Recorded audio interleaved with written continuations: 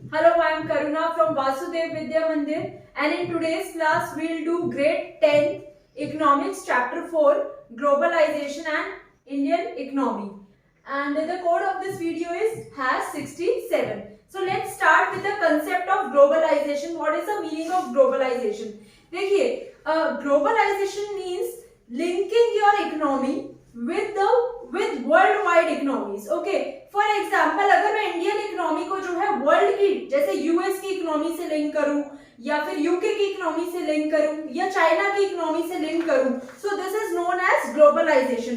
Now the question arises, why do I link my countries economy with other countries economy? मैं अपनी country की economy को दूसरी की कंट्री से इकोनॉमी से क्यों लिंक करूं? What is the reason behind it? So the reason is because as a consumer you will get wider choices of the products, new services and innovative products, ideas, technologies, world views, etc.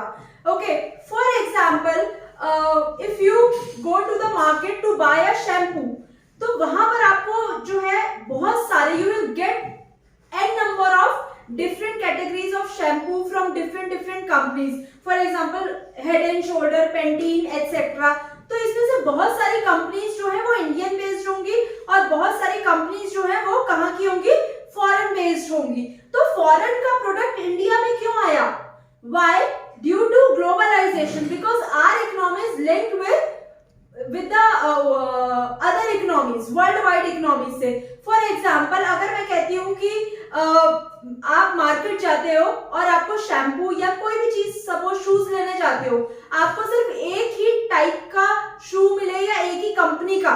For example shampoo लेने जाते हो तो हमेशा सिर्फ पतंजलि का ही मिले और किसी कंपनी का ना मिले, तो क्या होगा? After some time you will get board.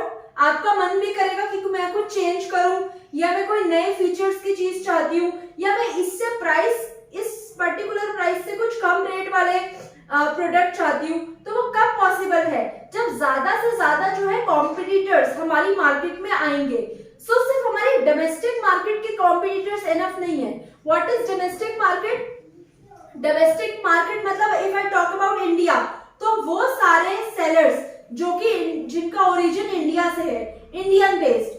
But if I talk about international मतलब यूएस बेस्ड हो सकता है, यूके बेस्ड हो सकता है, चाइना बेस्ड हो सकता है, तो वो कहीं से भी हो सकता है. तो इंटरनेशनल जो है, अपनी इकोनॉमी को इंटरनेशनल इकोनॉमी से लिंक करना वो बहुत ही ज्यादा इंपॉर्टेंट है. Now will proceed to the bookish definition of globalization. The define of globalization says it is a process of international integration. What do you mean by the word integration? Integrate करना means जोड़ना, link करना, arising from the interchange of products, ideas, world views, etc. मतलब आप जो है international level पर international economies को link करके आप क्या कर रहे हैं? प्रोडक्ट्स को एक्सचेंज कर रहे हैं, सर्विसेज को एक्सचेंज कर रहे हो, अपने व्यूज एक्सचेंज कर रहे हो. और एक वर्ड और लिखा है आइडियाज, तो आप लोगों को समझ में आ गया होगा. फॉर एग्जाम्पल, अगर आप लंदन बेस्ड हो, लंदन पर आप पढ़े लिखे और आपने लंदन में जिस टाइप से सैलून है, लग्जरी सैलून्स, वो कंसेप्ट आपने इंडिया में भी लेकर आए, तो कहीं ना कहीं आपका आइडिया भी एक्सचेंज हो रहा है. और क्यों एक्सचेंज हो रहा है? Because you have gone to London and you have seen what kind of services जो London based company is giving to its customer. Same वही सर्विसेज जो है आप इंडिया में भी लाना चाहते हैं. तो ओवरऑल ग्लोबलाइजेशन का मतलब क्या है? Integration your economy with the other economies of the world. Now next important term is MNC. MNC stands for multinational company. Multi means बहुत सारी, more than one, national company. That means the company which operates or do business in more than one countries, जो कि एक country से ज्यादा country में जो है अपना बिजनेस करती है. तो यहाँ पर मैं आपको दो कंसेप्ट समझाने जाती हूँ. एक है host country and another is home country. For example, जैसे मैं कहती हूँ कोका कोला जो है is a multinational company because the Coca Cola company sells its product world wide. आपको इंडिया में भी मिलेंगे, आपको चाइना में भी मिलेंगे, आप कहीं भी जाइए आपको कोका कोला, पेप्सी ये सब मिल जाएंगे, ठीक है। तो कोका कोला जो है वो एक एमएनसी इसलिए है बिकॉज उसका जो हेडक्वार्टर है, उसका जो ओरिजिन है वो यूएस से है, अमेरिका से है, but is operating in several countries, बहुत सारी होस्ट कंट्रीज में ऑपरेट कर रही है। तो हम कोका कोला को क्या कहेंगे, एमएनसी।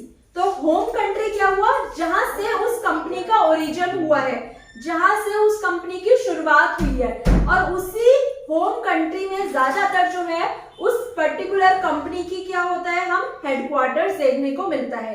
एंड होस्ट कंट्री मतलब जिन जिन कंट्रीज में वो बिजनेस कर रही है। सो एमएनसी की अब हम डिफाइन करते हैं, an enterprise operating in several countries. Enterprise means एक तरीके से कंपनी, ऐसी कोई भी कंपनी जो कि सेवरल मतलब बहुत सारी कंट्रीज में ऑपरेट कर रही है या अपना बिजनेस कर रही है, but manage from one country, लेकिन उसको मैनेज कहां से किया जा रहा है, सिर्फ एक ही कंट्री से, और वो कंट्री कौन सी हुई, होम कंट्री। जैसे Coca Cola is doing business in several countries, तो वो सेवरल कंट्रीज जहां जहां कोका कोला बिजनेस कर रही है, those country will be known as host countries. But from where the Coca-Cola company has been originated, US. So US will be its home country. Clear? So we can take several examples of MNCs like Microsoft, Apple, Coca-Cola, McDonald's, etc. तो ये बहुत सारी जो है हम MNCs देख सकते हैं। Next is foreign investment. Foreign का मतलब क्या है, अपनी कंट्री में या दूसरी कंट्री में, दूसरी कंट्री में। दूसरी कंट्री में इन मतलब किसी भी चीज को डालना, इन्वेस्टमेंट पैसे को डालना, ठीक है ना। तो इसका डिफाइन क्या है, व्हेन अ कंपनी और individual from one nation invest in asset और ओनरशिप। ओनरशिप स्टेक्स, स्टेक मतलब share, stakes of a company based in another nation. For example, I am an Indian businessman. Now what I am doing, I am investing my money in assets of America. For example, मैं America में कोई restaurant खुलने जा रहा है तो मैं वहां पर इन्वेस्ट कर रही हूँ। क्यों इन्वेस्ट कर रही हूँ? So that I can earn as much as profit, maximize my profit. So I will be known as foreign investor. अगर यूएस का कोई पर्सन जो है वो इंडिया की किसी कंपनी में इन्वेस्ट करता है या इंडिया में कुछ प्रॉपर्टीज खरीदता है, रियल एस्टेट खरीदता है, होटल बनाता है, तो that US based person will be known as foreign investor. Why? Because he is from other country but he is investing across the border of its country. अपनी country के border को छोड़ के वो दूसरी कंट्रीज में इन्वेस्ट कर रहे हैं, तो उसको हम क्या कहेंगे, foreign investors. This point is clear. So I hope globalization, MNC and foreign investment, these three terms are clear to all of you. Thank you so much for watching my video. Please like, share and subscribe.